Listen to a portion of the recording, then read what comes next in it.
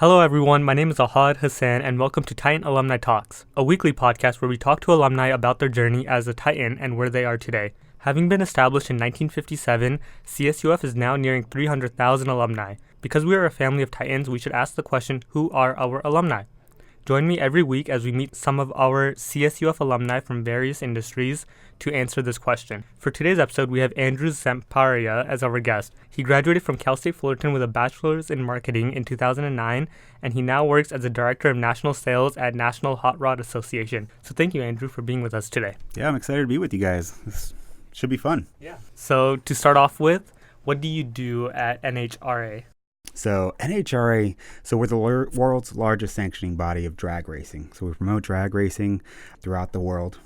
Specifically here in the nation, we have 24 national events throughout the country, average about 70,000 fans, and we just invite hot rodders everywhere from your 1960s Camaro all the way up to 11,000 horsepower monsters, top fuel dragsters that go 330 miles per hour.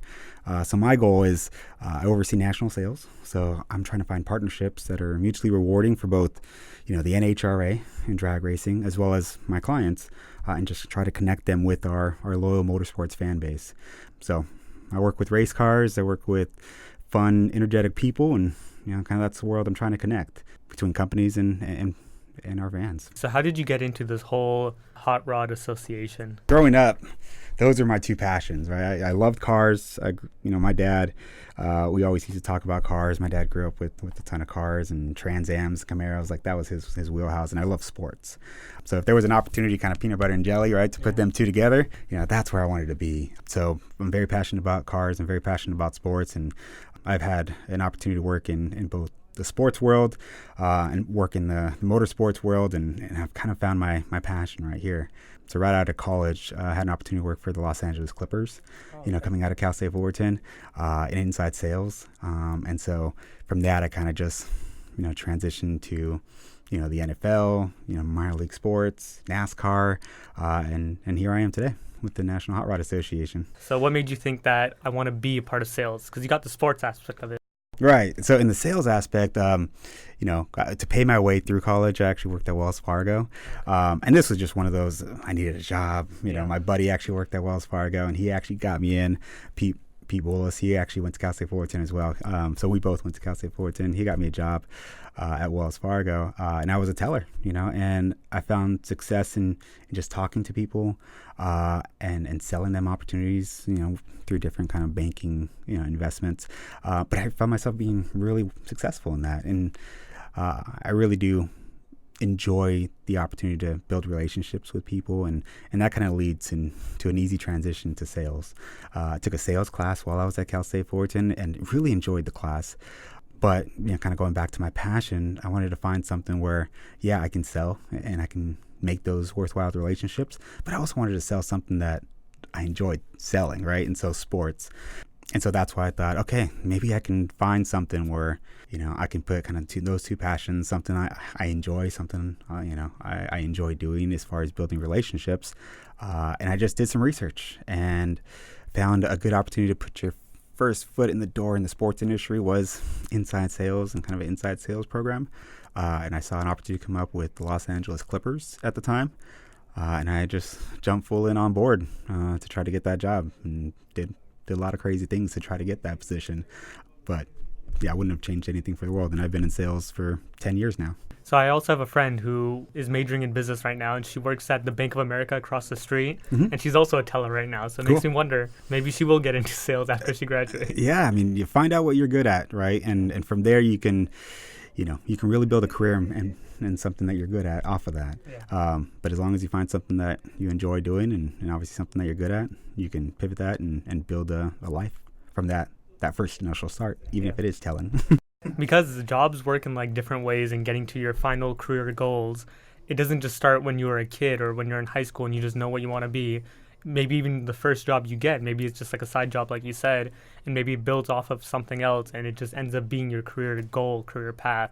Yeah, no, that's very true, because to pay my way through Cal State Fullerton, I was a teller, so obviously worked the sales side, but I was also a mechanic, as well, to pay off the bills. So it's funny how if you put those two do kind of jobs together. I mean, it's the NHRA, it's drag racing, right? I'm a mechanic and I'm a salesperson. So it's funny how it all, kind of webs and flows here to get to your final path. But I wouldn't have changed any of the experiences in the world. So prior to sales, when you got into marketing, were you an undeclared major when you got into Cal State Fullerton, or did you know that you wanted to be part of marketing? So I wanted to be part of marketing. So kind of my path was, I actually went to Chaffey College, which is actually in Ranch Cucamonga. So it was a community college here. So right out of high school, I took that path and went to a community college because I had no clue what I wanted to do, right? And just financially, it just made a little more sense for me and my family. So I went to Chaffey College. And there I actually took a business marketing class. And it was with a professor he did a lot of trade shows and conferences. And I just thought, how cool would it be to be obviously in sales and travel. And at that time, I was like, that sounds like an awesome opportunity. I can do that. I can be in marketing and be in business. Why not? And so when I came into Cal State Fullerton, obviously in my third year, I declared as a business marketing major.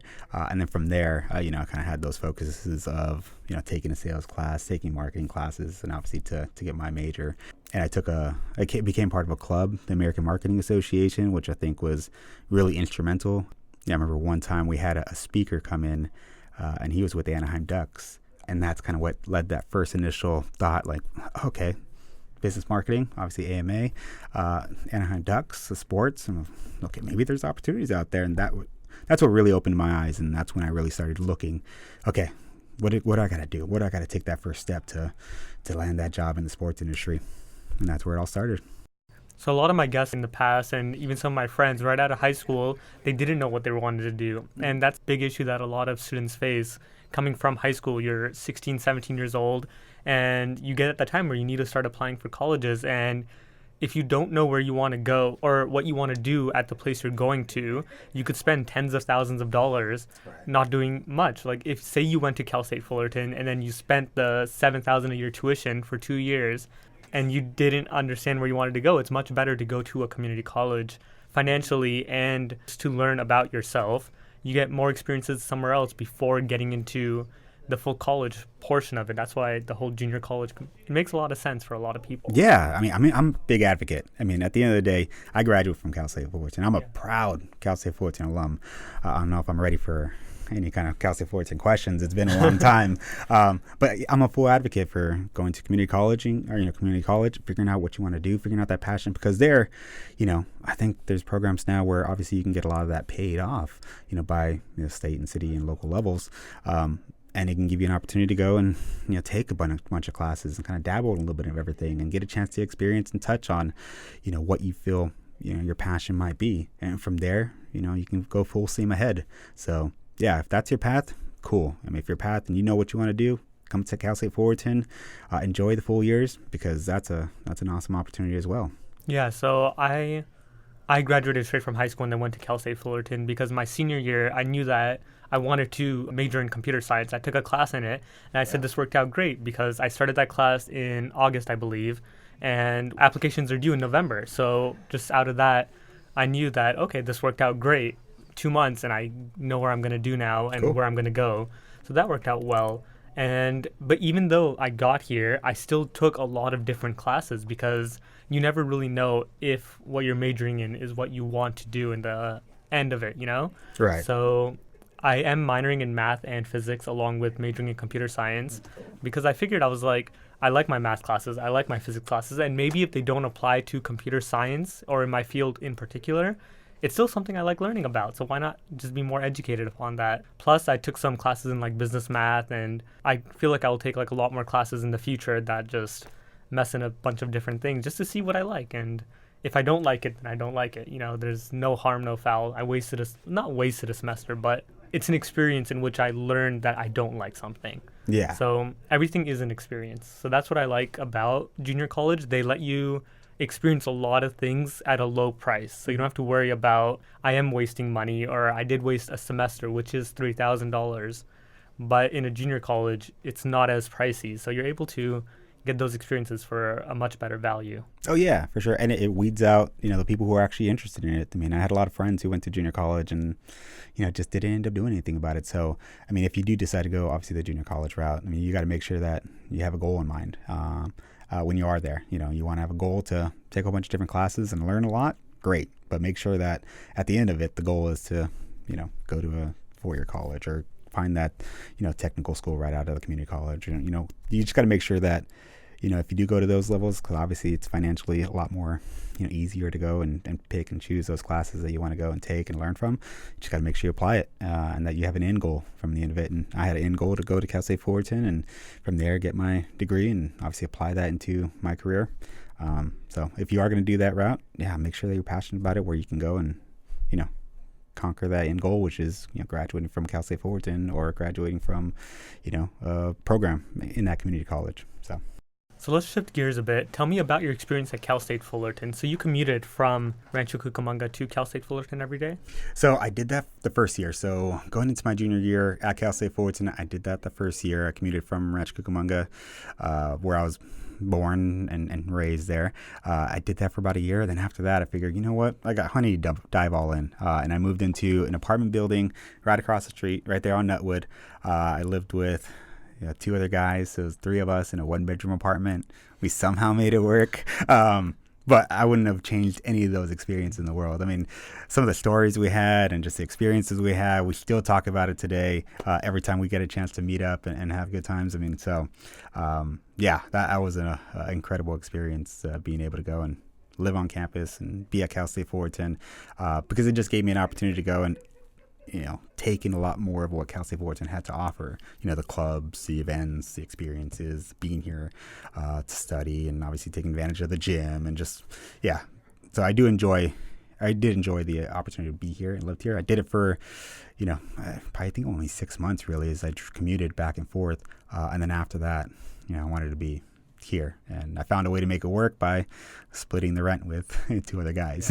Because then you experienced both the commuting side and the living on campus. Yeah. And definitely it seems that living on campus, you do get more of the campus life. And you don't have to worry about, say you're commuting with public transport, I have to get the last train. Or like if the last train leaves at, say, 8 o'clock, you have to worry about that and you can't go to some events. Or if you have to commute, you still want to get back home at a reasonable time and deal with the traffic.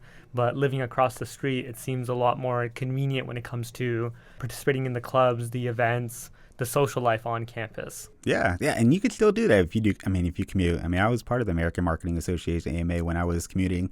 But you just got to make sure that you're investing more time being here.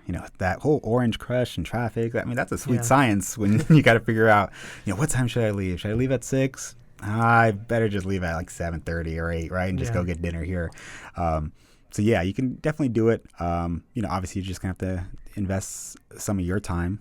And just know that investing some of your time now is going to work out and pay off later in the future. So if you are commuting, great. Just make sure that you're investing your time in yourself.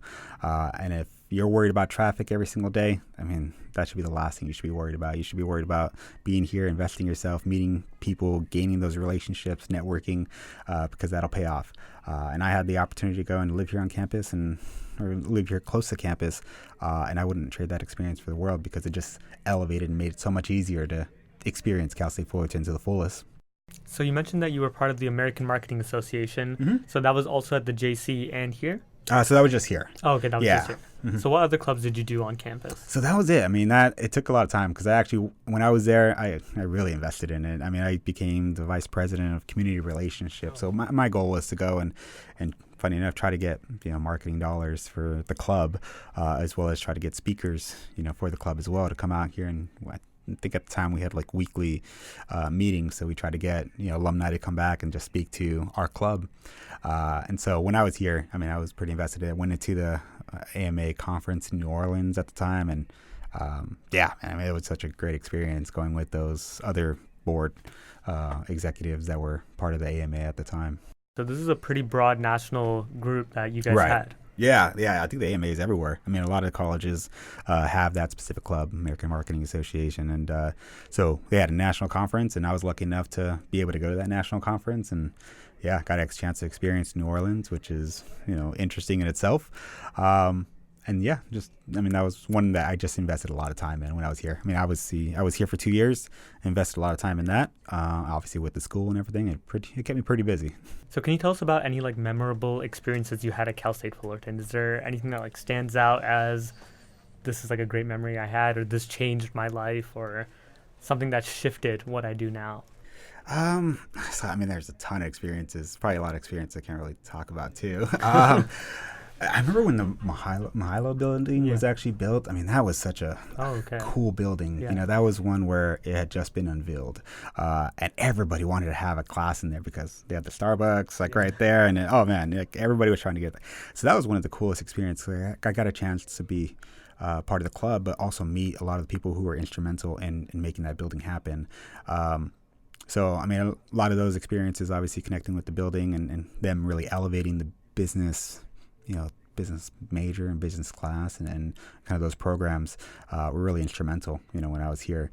So that's, one of the experiences that I got to be part of that new building. And obviously it led for a lot more opportunities, to just experience different things in the business world and networking. And obviously it goes back to building those relationships that you can use, later down the path. And I'm still friends with a lot of those people who were part of, that event, that experience, the club, taking them from here.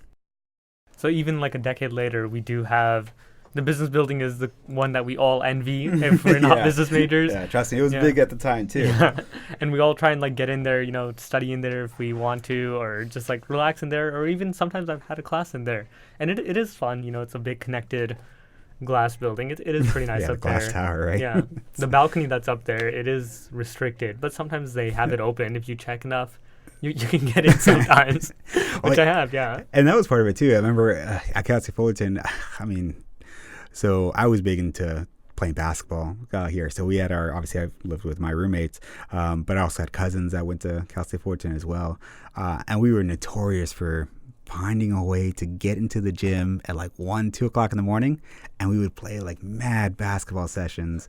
Shout out to Sergio and Crystal and Steven. And we'd go and play basketball, 2 o'clock in the morning, 1 o'clock in the morning, and play till 3 o'clock at night. And it would be some of the most intense pickup basketball games, but somehow there would always be people to play with at that time. So that was probably one of the coolest experiences of Cal State Fullerton, is that I remember going back and just have mad basketball sessions here in the middle of the night. But that was just one of those things that we did to pass up time, and that experience was really fun. It is nice finding like places that are unlocked and that are supposed to be locked. Yeah. Shouldn't say much about those places, but it is nice to see them and like actually experience it, and when like no one knows much about it. Yeah, those are those things that make memories, right? Those are the things that create experiences and memories you remember for the rest of your life. And we became really cool with the janitors at that time, and we'd always say hi just to try to find a way to sneak in. So when we'd see them, we'd say, "Hey, what's up? We're just here playing basketball." But those are the experiences that you have when you're Cal State Fullerton that you remember. Sometimes more than that class or that project or whatever. You always remember those experiences. I remember that was one of those things where I just enjoyed my time here because that was just one of those cool little things that we did to make this experience, this whole Cal State Fullerton experience, really fun. Because then college is what you make of it. It isn't, right. It won't make their experience for you. You kind of have to participate. You can't just be passive in the background and just expect something to come to you, expect something to happen. You kind of have to put yourself out there. You got to take some risks, try something new, and make something of it. It won't make itself for you. So are there any internships that you did while on campus? Yeah, so I did one internship, and I found it on the Titan kind of job portal. I don't know if I'm sure that's still a thing. Yeah. So it was with a magazine at the time. Magazines were a little more popular back then, 10 years ago. It was called 944 Magazine. It was a entertainment lifestyle magazine based out of Orange County. And I feel like all they really did was, obviously they sold the magazine and they distributed that, but they put on awesome events. I mean, DJs, and that was their whole goal. It was a lifestyle magazine for Orange County, and I had an opportunity to intern there. And I was on the advertising side. So they were trying to sell advertisements in their magazine. So I worked for them, and I feel like that was a really cool experience. I mean, I got a chance to see a little peek into kind of the sales world on the advertising and magazine side.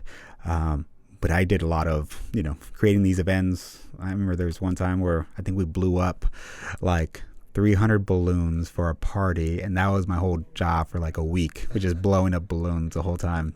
And I was like, what are these balloons going to be for? And I remember we went to the event and they just dropped them from the ceiling. I was like, look at all these people. They don't appreciate all the work I did to make these balloons happen. Manually? Manually, yeah. Oh, yeah, because if they're falling from the ceiling, it's helium. Exactly. So, yeah. And I just remember like, man, look at this, all these balloons, and people just aren't appreciating all these balloons falling on their head while they're at this cool party.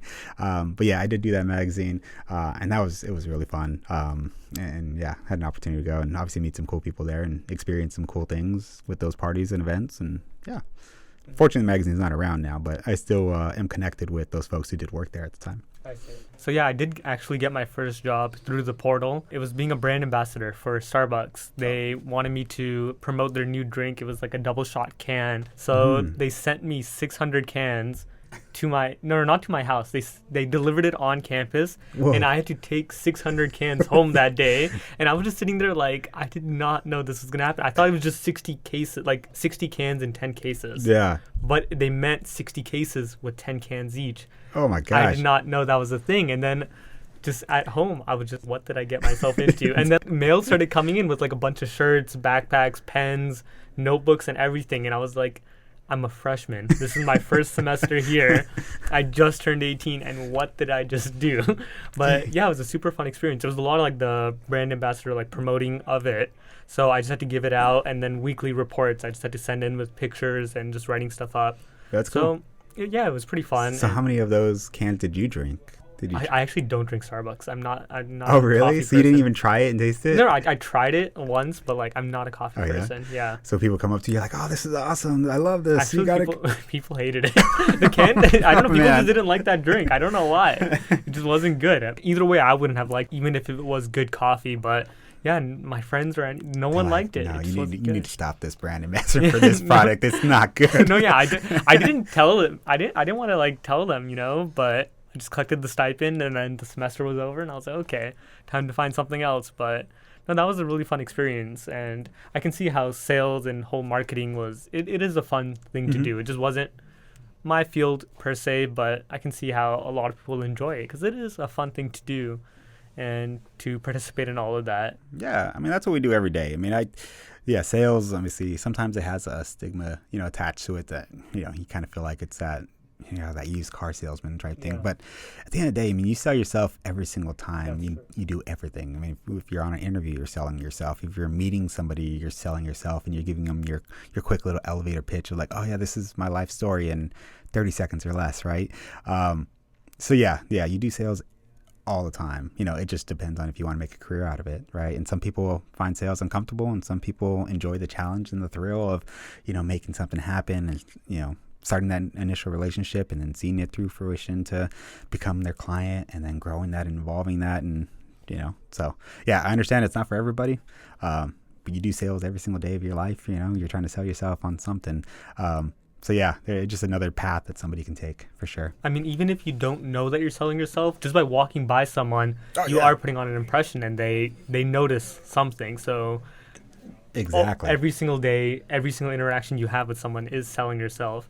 I feel like the biggest problem people have with it is that it seems stressful, though. For sure. You're meeting like a lot of new people, and you're trying to make them say yes, or trying to make them approve and accept you. So doing that in every single interaction that you have to do, that's why a lot of people don't like meeting new people, because they're always worried of being told no. Exactly. Yeah. I mean, that's the thing with sales is obviously you got to be okay with the no's. You got to be okay with the failures, and you got to learn from them. And you got to build that, that thick skin where if somebody comes back and says no, or says, hey, I hate your product, or there's no way I would ever do that, you got to be able to roll that off, right? When I was younger, obviously in the sales game, I learned a valuable lesson. Is like, some will, some won't.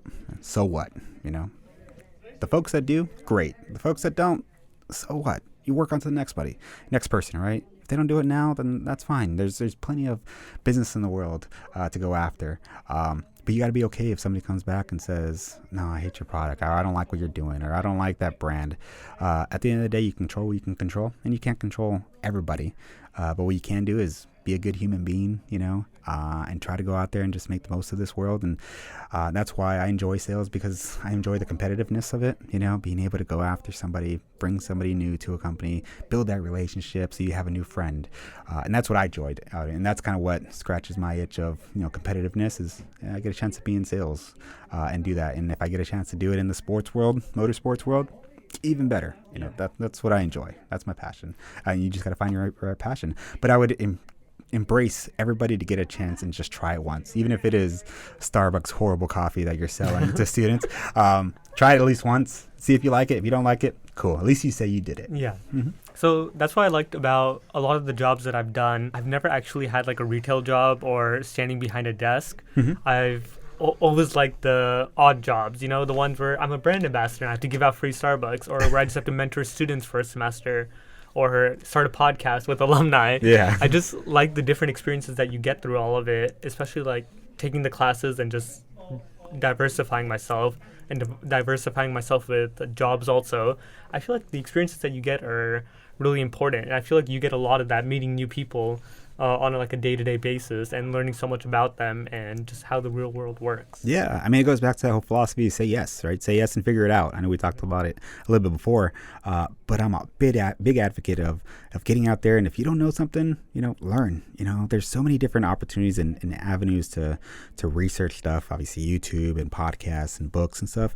But it's great that what you're doing, right? You're saying yes to different stuff, you're experiencing it. Maybe you don't know everything about it, but at least you're saying yes, and at least you're trying, right? And if you fail at it, fine, who cares, right? You learn from it, and you learn the next time, okay, maybe I'm not going to do that, and so I'm a big advocate. If you have an opportunity to say yes, do it. I know when I was with minor league sports and the NHRA, I had an opportunity to go and work for the San Francisco 49ers. And I was scared as hell, because I was in Southern California. I had a house down here. I had my son at the time. I have 3 beautiful kids, but I had my son at the time and my wife. And I had this opportunity because of a connection back when I was with the Clippers. So talking about that relationship building, right, with Paul Epstein, to go up and work for the San Francisco 49ers. And I remember I went back and forth, like what do we do with our house? Do we really want to move up to San Francisco, probably the most expensive city in the world, live in a small little apartment and try to figure it out? But at the end of the day, we just said, when can we get this kind of experience, right, to work? And it was one of my bucket list items to work in the NFL and work for the 49ers and kind of a football team. So we packed up. I lived up there by myself for 2 months. I would commute on the weekends to come back and see my wife and kids until I found an apartment that was suitable. And we made it work. We were spending $2,500 for a 600 square foot apartment, in Santa Clara. Like, oh my gosh, it was so small and so expensive. But we figured it out, and I wouldn't trade that experience for the world. And it just goes back to saying yes and figuring it out later, because that was one of the most valuable experiences. I got a chance to do some really cool things and be part of Super Bowl 50 and meet some awesome people and, friends that I would consider friends for a lifetime. And so that was one of those things where you say yes, you figure it out. I got a chance to do it once. I wouldn't change anything about that experience. And now I have an opportunity to come back here and be in my hometown, and work for the NHRA Motorsports, and I'm loving and enjoying that experience all the better. But I'm a better person because I got a chance to do those experiences in the past. So there's a lot of the whole what if. So even if this experience turned out to be negative or something that's bad from it, you still wouldn't have to live with the what if you decided to stay over here in Southern California instead of trying to go with the NFL and the 49ers. You would have to live with the what if, and it's like, should I have taken it? What if I did? Where would I be right now? And that's a lot of things that students right now face. It's like, what if I did join that club, take that class, take this internship or this job, or let's say study abroad. Like a lot of students right now, they say I should go and study abroad, but it is expensive. But then I know from talking to previous people that they sort of regret not studying abroad because it's the whole what if I did it? Where would I be right now? Right. What experiences would I have learned, gained, or done differently because of that information that I got there? Yeah. And as a student, at the young age that we are right now, we have the opportunity to mess up. We're given that rite of passage. You mess up, you'll figure it out in a year or two. Things are changing so quick for us. Anything that goes wrong right now, you can still fall back. Maybe go to your parents and say, I messed up. Yeah. Let me retry this. But at least you're trying something on your own, So that's why I really like the whole experience of trying something, saying yes to it right now. And if it messes up, then apologize, maybe figure something out later. But if it doesn't, then you don't have to worry about it, and you don't have to live with the whole regret of not doing something that could have been so beneficial for you. Exactly. Yeah. I mean, like I said, I'm a big advocate of getting a chance of just experiencing it. And, that's where you gain the most knowledge. And you meet some cool people along the way. And sometimes it doesn't always work out. And if it doesn't always work out, you just got to you got to know yourself well enough to know, like, okay, this isn't really working out. This isn't what I thought it was going to be. And then be able to take a step back, reevaluate, and then pivot from there. But at least you got a chance to say yes. At least you got a chance to do it. Because that regret, I mean, that's something that would live with you for a long, long time. So better to, take a leap of faith. And if you fail, you learn from it and you grow from it. And you just apply that at the next opportunity. So yeah, I believe everything you're saying. So we're going to go on a quick commercial break, and afterwards we'll start asking Andrew about some quick fire questions, test his trivial knowledge, and just find out more about him. Okay, and we're back with Andrew, and now we're ready to ask him some of the trivia questions that we have. So starting off, what year did Cal State Fullerton open its doors? Oh, man. Is it 50s or 60s? I did mention it at the beginning of the podcast. I know you did. 58? 58? Close. 57, 1957. Oh, man. Close, 1 year but off. You said you were a family of Titans. I know, yeah. Okay. Who's our school mascot? Tuffy Titan. What are our school colors? I don't know if they're specifically. So it's orange, blue. Is there a specific kind of orange or a specific kind of blue? No, those are just like orange and blue. And? White? I think it's gray. Gray? Okay. I mean, like, looking at the wall with padding on it, it's orange, gray, and orange, blue. I think it's orange, gray, and blue. Yeah. So you already interned. Math, science, or art? Math. Math. You like math? I was big in in high school. Yeah, I took some advanced math. Yeah, I was always a fan of math for sure. I do like math too. I think you're one of my first guests who is like a math person. Oh, dude. I'm a numbers person. I love it. That's why I'm minoring in math. I'm just. Oh yeah, you get it. This is a problem. This is a solution. That's the answer. Boom. You tell me to write a big essay novel. Oh man, that's when I'm like, bro, I hate that too. There's no real right answer. Give me math all day. There's no real right answer, but I always get the wrong one somehow. Yeah, exactly. With writing, it's like, how do I always get but then with math, there's one, maybe two ways to figure it out, and then that's it. It's opinion. Yeah, it's opinion, but nah, I'm good. Give me math. Math, I love math. Yeah. Taking stats right now, and I just love it. Yeah, all exactly. the numbers. I'll take math all day. So Spotify or iTunes? Oh, Spotify all day. Spotify. Yeah. Why do you like Spotify more than iTunes? So I was big in Spotify when it first came out, and I dove all in. I have a channel. My wife has a channel. My kids have channels. So we tend to enjoy a lot of Disney, Mickey, Moana soundtracks now with Spotify. Okay. So, I'm all about Spotify. Yeah. And then now they have like the student deal plus Hulu for $4.99. Oh, yeah. Get me on that deal. Yeah. Shoot. You're an alumni, not a student. Yeah, I know. I got to find a way to finagle some way to get that deal. So I'm all about Spotify all day. Well, you were mentioning your son. If he gets into Cal State Fullerton, then... you could use that deal. My brother-in-law's in Cal State Fullerton, so I'm going to try to get him. For that, yeah. Because $4.99 for it is a pretty solid deal. That's a solid deal. So what is the last song you played on Spotify? Last song I played on Spotify? I'm trying to think back. I mean, the other I was listening to a Moana soundtrack. I was driving my skid to school, so yeah. On the way here, what were you listening to? On the way here, I was listening to... I'm trying to think. Dance With Me. It's a song that's playing a lot in my car. Oh, okay. Yeah, it's a top hit right now. Who's it by? Let me find out exactly. I'm not too sure exactly, but yeah, Dance With Me, top hit, Spotify. I mean, that's our wheelhouse in my family car. Yeah, everything from Post Malone. We get our kids to listen to everything. So yeah, it's funny enough. I have a 6 or 7 month old daughter, and the only thing that'll calm her down is Post Malone. So yeah, it concerns me a little bit because it's Post Malone. But I mean, it could be worse. It could be worse for sure. But yeah, Dance With Me. That's what I'm working on right now, for sure. I see. What about the last radio station? Tones and I. Or like your favorite radio station. Favorite radio station? So I listen to Sirius a lot. Does that Sirius count or does Sirius not count? So radio station, Power 106. Oh, okay. Yeah. 93.5. Big Boy, 92.3. Those are, yeah. I grew up in early 2000s and listening to Power 106 growing up. DJ Vice in the early 90s. I was one of those kids where, when my dad was a DJ as well. So I was always into DJing, mixing, and DJ Vice was a big one in the 90s. So every time one of his playlists would come on, I'd be that kid who would go get a tape player, put it right next to the radio, push record and play, and at the loudest volume just so I can hear DJ Vice. And that was always on Power 106. So I grew up on Power 106. I see. Mm-hmm. So my favorite is 102.7, but I don't really listen to radio much. It's like the ad, you don't get to choose.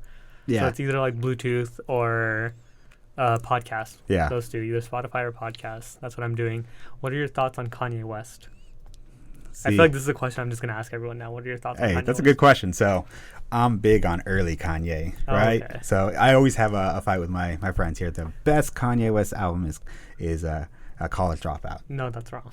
It's the best college. It's My Beautiful Dark Twisted Fantasy. Like no, you are so wrong. You're so wrong. That's his peak. No, his peak was the very first album. Through the Wire, Jesus Walks. Those are good songs, like no doubt about it. I love that album. That was the first album I listened to. Yeah, I'm gonna have a chat with my buddy Pete Bullis. He was he's a big Kanye guy as well. And we always have this battle. And College Dropout is by far the best album. Best album. I mean, it is a great album, no doubt, but it isn't the best. Like, it's My Beautiful Dark Twisted Fantasy. Jesus is King. Did you listen to it? I did. What are your thoughts on that? So, I like it. Not his best, obviously, but I'm a fan, and I enjoy what he's trying to do. You know, I think I talk to a lot of people and they say like it's some kind of gimmick or he's trying to get to a specific fan base and try to get those hooks. But I enjoyed it. You know, some of the beats on there were fire. I mean, they were good. They were pretty good. I liked it too. Yeah, it's not his best, but I liked it. Yeah, why not? It's a fully clean album. There are no profanities or bad words or bad themes in it. It's completely clean. I like it. Yeah, I'm a fan of Kanye. You know, Kanye got a what little about weird. His personality? Oh, he's weird. He's a weirdo. but would you defend it? Because I know some people are like, I love his music, but I don't like him. See, if you would have told me 2009 to 2013, I was a big advocate. Kanye can do whatever he wants. He's the coolest guy. After like 2014, like I don't know what happened to him, but he seems like he's coming back down to his senses. So I'm good with Kanye right now. I was really good with Kanye early. Okay. That whole middle scene, I'm not going to defend that whole middle area of Kanye. I see. Yeah, the Taylor Swift thing, that's debatable, but like I'm for it. I'm like, all right, let's see, dogs or cats? Dogs, big dog guy. Do you have any dogs? So we had a dog. We had a pug. Oh, okay. Me and my wife were big Yankee fans and Derek Jeter fans, so we called our little pug Jeter. And we had the pug for 12 years, and yeah, by far the best dog I've ever had in my life. I didn't really do much, you know, kind of laid around and pugs are like that. Yeah, snorted and just kind of hung out. But yeah, if you're looking for a good dog to just hang out and watch TV with, pugs are an awesome dog. And yeah, wouldn't have changed that experience for the world. Yeah, I love my pug Jeter. So, what's your favorite destination that you travel to? Hawaii. See, I'm a big Hawaii. I've gone to Hawaii a couple times. And yeah, Hawaii is just one of those things where go out there, eat some shaved ice, enjoy the water. Yeah, I'll take Hawaii all day. I've never been to Hawaii, but it does seem nice, you know. Yeah. I would definitely go there. Why not? Yeah, I did my honeymoon in Hawaii. Oh, okay. Yeah, when I was a kid, went to Hawaii. Won a special sales contest with the 49ers and got a chance to go to Hawaii. So those are some of the opportunities that you get a chance in the sales world is you win some cool stuff as well. But yeah, Hawaii, I love that place. It's a cool area to be. It seems pretty nice, yeah. So what are your thoughts on Greek life? Greek life? Yeah, on campus. Oh, yeah. My wife was in a sorority, so I'm cool with Greek life. Yeah, my cousin was in a fraternity. They throw some cool parties. I see it wasn't for me when I was involved, and maybe it's because I had a small, kind of short window when I was here, but I'm an advocate. I mean, you build those relationships that last a lifetime, so I'm all about meeting new people, and if that's an opportunity where you can meet new people, you got to pay for it, but if you meet new people, like, cool, do it, you know, because you'll have those friends for forever. And then you did mention that you were commuting your first year, so that did exactly. It seems like it would make it a little difficult going to all the events and participating in all of that. So your must-read book, what is one book that you would have to recommend?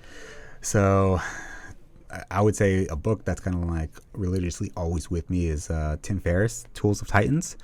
So it's a big book that just talks about lessons learned from, you know, business owners, billionaires, you know, masters in their own field. And it's kind of like a big encyclopedia as far as what to do and to be successful. And I follow that book and have that book with me all the time because it's just a model model of the masters, right? So you want to figure out how to do something, you learn from people who have done it before, and so I would recommend that book to anybody, because it's an opportunity to experience a little bit of everything from the people who have done it before, and it's kind of life lessons from some of the best in the world. So Tim Ferriss did a great job with that book. I see. So can you name a person from Cal State Fullerton who has impacted you the most? Whether it was like a teacher, a friend, some... So other than my wife, I'm trying to think here. Wait, so you did mention that you met your wife in high school. Did she also go to JC before Cal State Fullerton? Yeah. Okay. So I'm one of those high school sweethearts trying to prove everybody wrong. We met in high school. We both went to JC, and we both went to Cal State Fullerton. Oh, okay. So she was always my constant support, when I was here. She was obviously one of the most impactful people when I was here, because anytime I was struggling with the class or struggling with the project, or just was tired with the drive when I was commuting, she was always that constant support for sure. So I'm glad I had her. But I also met, a tremendous amount of students and friends. Obviously the AMA club. Those people were definitely a great soundboard for just different ideas and different stuff to get through Cal State Fullerton. One of my good friends went to Cal State Fullerton. He was in my wedding. I would say that it wasn't just one professor or one person I met. It was the students. It was the people that I met in classrooms. Those are the people that made the experience worthwhile. And I'm always going back to kind of building those relationships. Those are the people that, kind of built my experience and built my life and built the Cal State Fullerton, fun when I was here. So I wouldn't be able to say one person, but it was a collection of friends that I still hold to the day. Because there's a lot of that. You don't really know someone has impacted you until like afterwards. It could be that you never know they impacted you, but they did. They left like a small imprint or a thumbprint on you, and they affected what you do now, even if it's in a small way.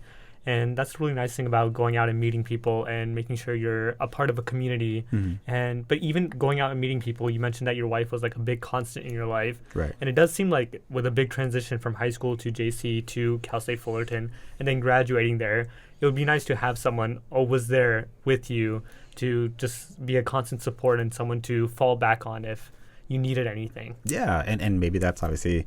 That was my girlfriend at the time. Maybe it's a girlfriend. Maybe it's a professor. Maybe it's your parents. It's always good to have that constant where you can always go back to them and just say, hey, what do you think about this? Or I'm kind of questioning doing this. Find that person. Brother, sister, friend.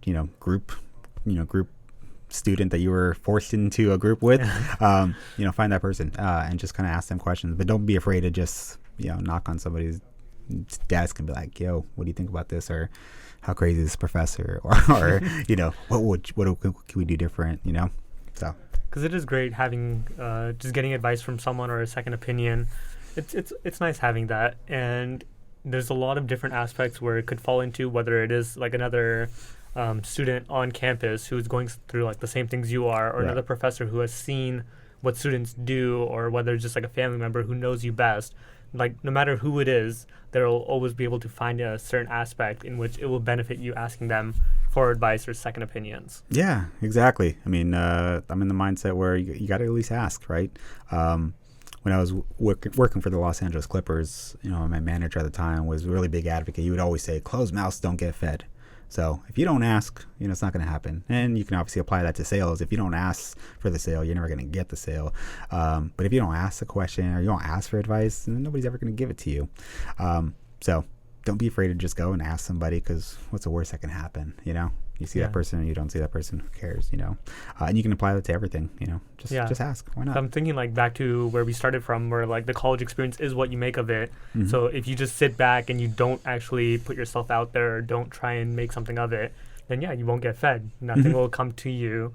And that can come to like relationships, asking people out, trying to get that job interview, just meeting someone for an internship, or just asking them, hey, I would really like to shadow you and just follow what you do. Can I do that? If you never ask them, they're not going to ask you. So you have to make that option, So, to an extent, if you're really good at what you do, then people might ask you. I had a professor freshman year for HCOM, and the next semester she just asked me to be a a TA for her. That was before I knew that TAs were like a thing. And going back on it, I should have asked her before because then I really loved being her TA. It was like a great experience. Standing up in the same class that I was sitting down in just a year before. So if she never asked me, then I hope I would have asked her before the semester started, because it was a great experience. And I recommend people, if you do have a teacher that you really liked or a class that you really liked, then see if you could be a TA from it. Just ask them, and if you're in good relations with them, maybe you did good in the class, then I don't see why they wouldn't want a TA. You get like 3 units for, I think, like a GE, or it fills in like something, but it's just a fun experience, for a semester, being in a different position than sitting down in the classroom, and now you're standing up, being part of the teaching, being part of the grading and the curriculum. Yeah, no, for sure. I mean, if you have an opportunity, if you find a professor that you admire, that you think, okay, this person's pretty cool, or I can learn more from this person than just sitting down in his or her classroom, why not ask?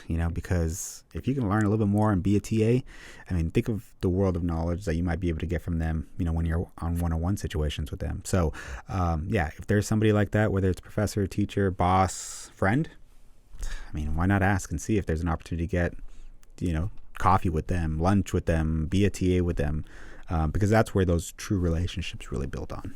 Mm-hmm. So we're going to go on another commercial break, and afterwards we'll ask Andrew about his ideas of success and different people who have inspired him. All right. Kanye, back to Kanye. I think we've been doing this for 5 minutes talking about Kanye.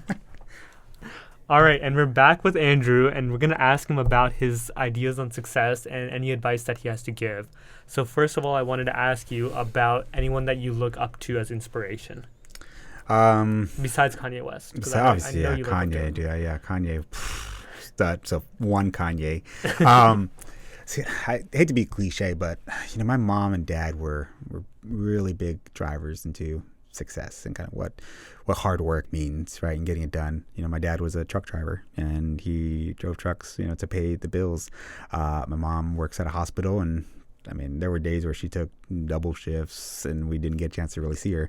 But those, my mom and dad were some of the biggest influences in my life. My dad was a big advocate of like, work hard now, play harder later, right? And I still use that today. You work hard now so that you can afford to play harder later, right? So yeah, you can have fun in college, and yeah, I mean, make sure you make the most of the experience, but just know that the hard work you're putting in now is just going to make it so much easier where you're going to be able to play a lot harder later.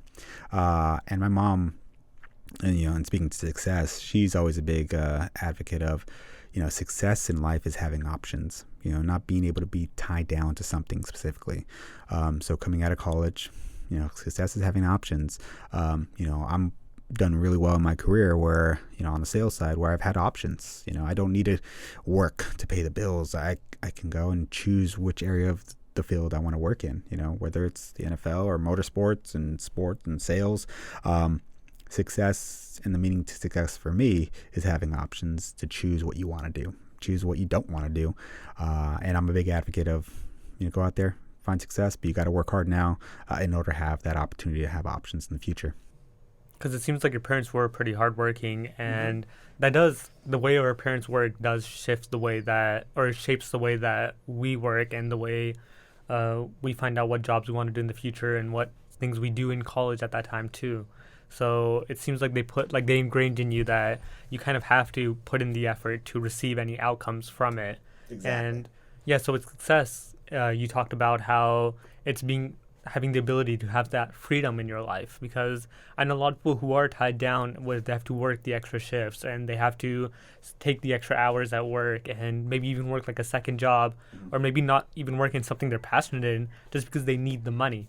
And that's sometimes is because they haven't put in the work earlier and they didn't reap the benefits that were given to them earlier. And it happens to some people where they don't really take advantage of the things that they got earlier. Yeah. And so yeah, but having success, it could come from like financial freedom with that, and just having the time freedom where you can spend time with your family and not have to worry about where your next meal is coming from or the next paycheck and living paycheck to paycheck. Right. So, and I understand that. I mean, the tough times don't last. Tough people do. And I've been in tough situations where, yeah, I mean, we were living paycheck to paycheck, and early on, obviously, right out of college, sometimes that's a situation you have to be in. But it doesn't cost anything to ask somebody who, has who you admire to be in, right? A position that you admire to aspire to. It doesn't hurt anything to ask somebody like, how'd you get there? Or what was your path? Because everybody goes through struggles. You could be a wealthy, successful person. They've gone through some kind of struggle in their life. And so it doesn't hurt to at least ask. Or, Starbucks coffee doesn't hurt to, how much is that really to go and get some time with somebody? So you can always learn from somebody, and everybody's gone through their struggles. And yeah, maybe you don't have as many options, coming right out of college. But you can find a game plan on how to get out of that, right?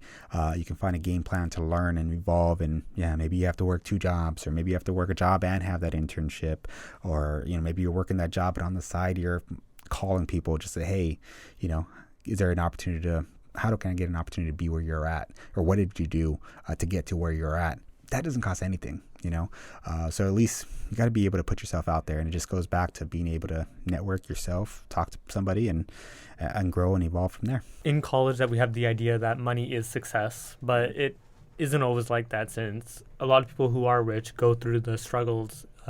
Like if you look at any famous celebrity or just famous person who got to where they are, there are some struggles that they all go through. And even though it isn't word for word exactly what we might be going through, you can still learn from other people's experiences and how they overcame their issues and how you could apply those mindsets and the changes that they made to your own life. Mm-hmm. And sometimes it works, sometimes it doesn't. So the big thing is making sure that you understand where your shortcomings are coming from and where you actually find your own success. So you could see that if this isn't working for me, how long should I try and see if it's going to change, or should I move on to something else? Mm-hmm. So there's a lot of that self-reflection and just understanding yourself as much as you can in order to make those improvements on your life and try and get out of a rut or like a hard place and try and find the next move up or the next leg up. Exactly. Yeah. I mean, and it comes all down to being able to actually do it, right? Apply. I know we talked a little bit earlier, but you can take as much information in the world and you can listen to every single podcast, you can read every single book, but if you don't actually do it,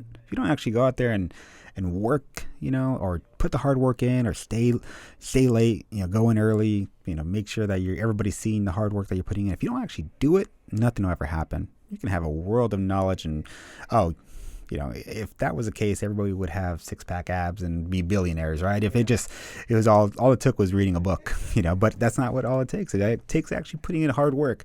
So make sure if you do take that information in, if you do listen to people, if you do, reach out to somebody, make sure you're actually applying it and doing it.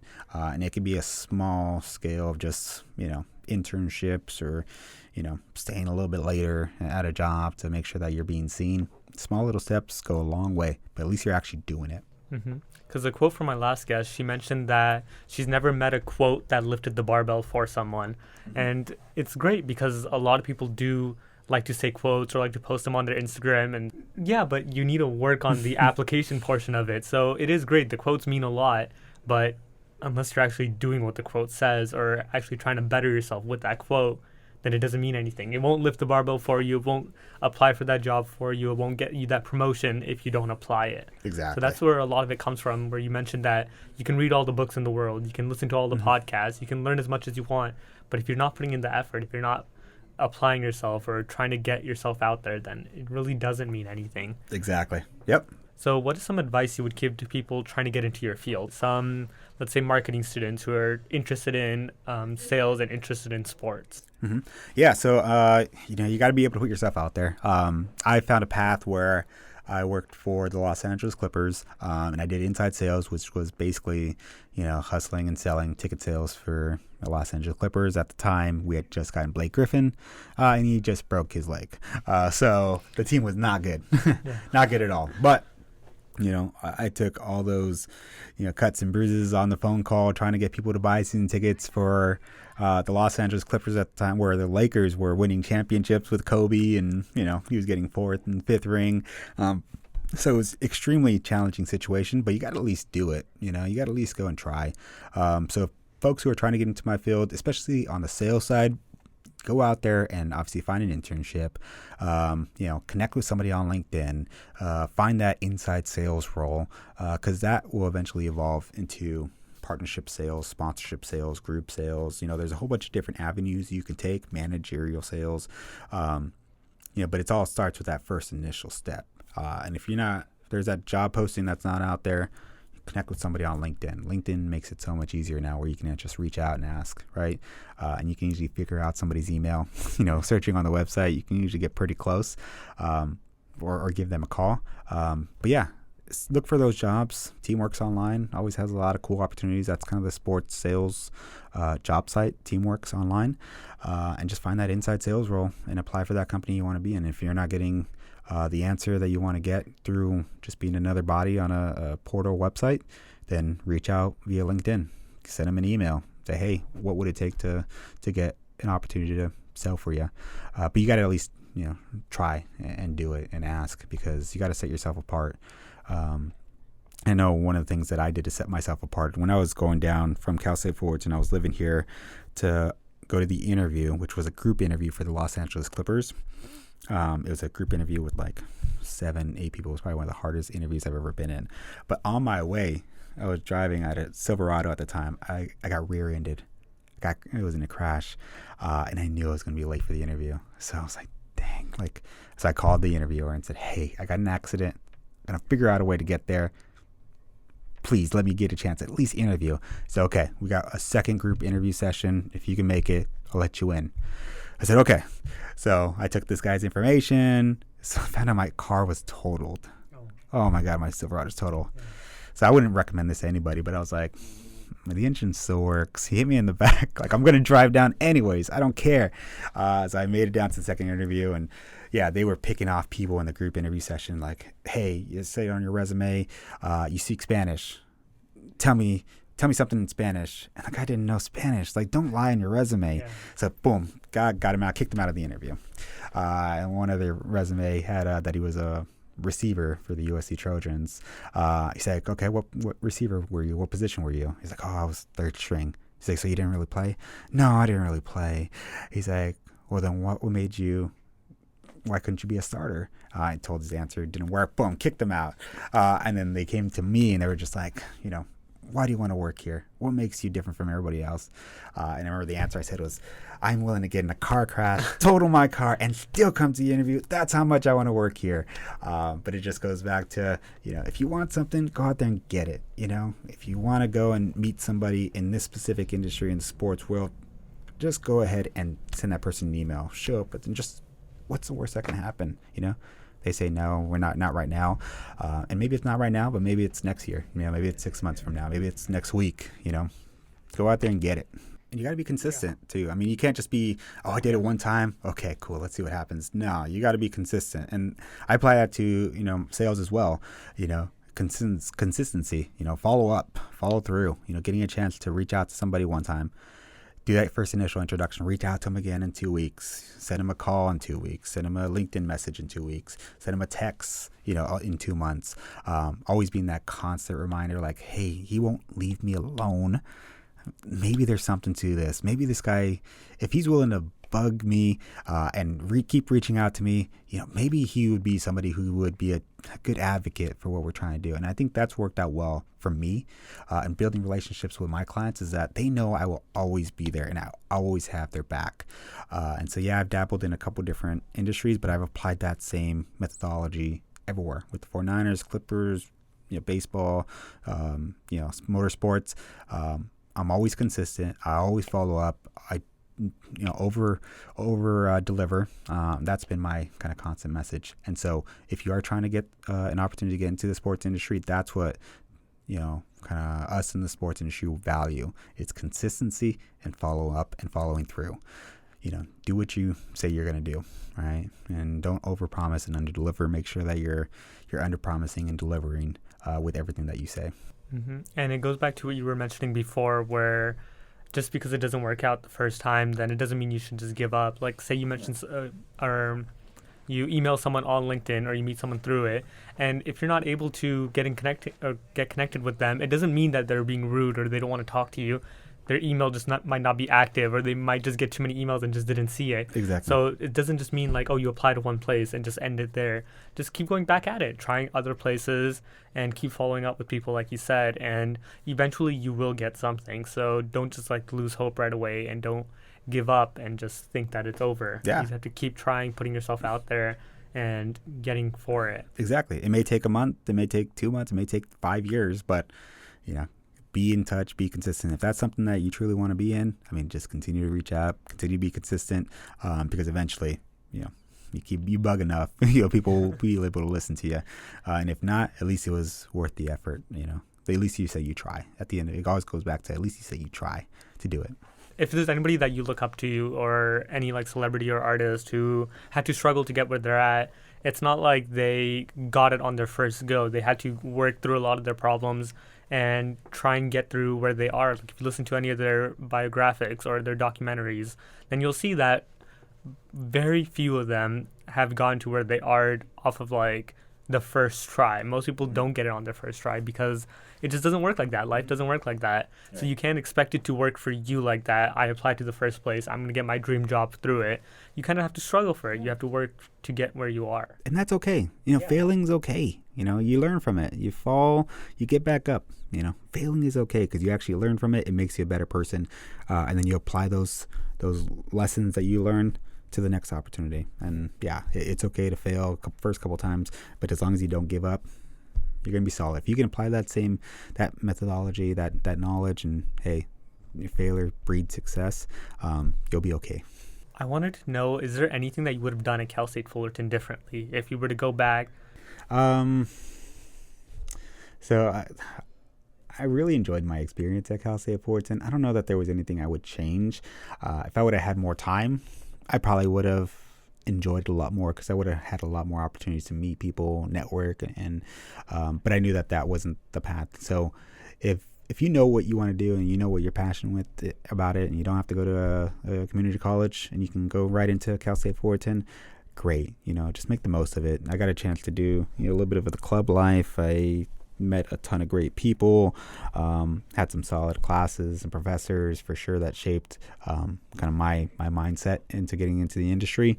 So I would just say time. If I can go back, I would just say give me a little more time at Cal State Fullerton to really take full advantage of it, because at the end of the day, you only have a short window, so you got to make the most of it. So if you are here, make sure you're out there doing the best you can, making the most of the experience, because it is such a short time frame. It flies by.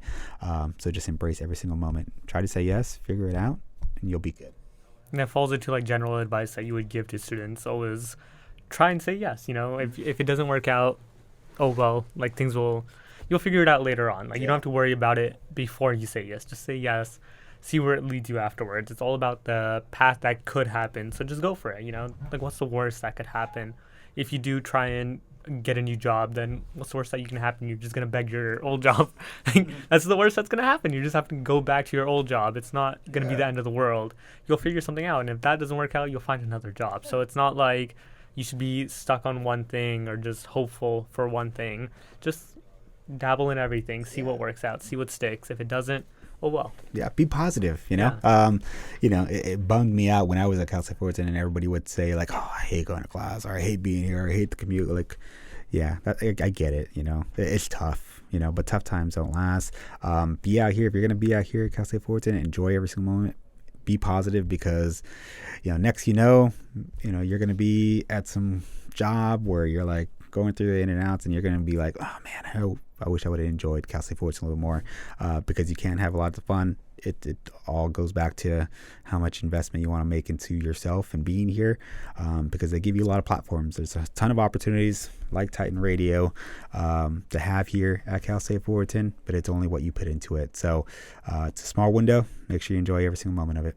Cool. So with that, we're going to end the episode here. So thank you so much, Andrew, for joining us this week and sharing your experiences and wisdom and thoughts about Kanye with us students here at Cal State Fullerton. Let's go. That is College still the wrong one. Yeah. Still the wrong one.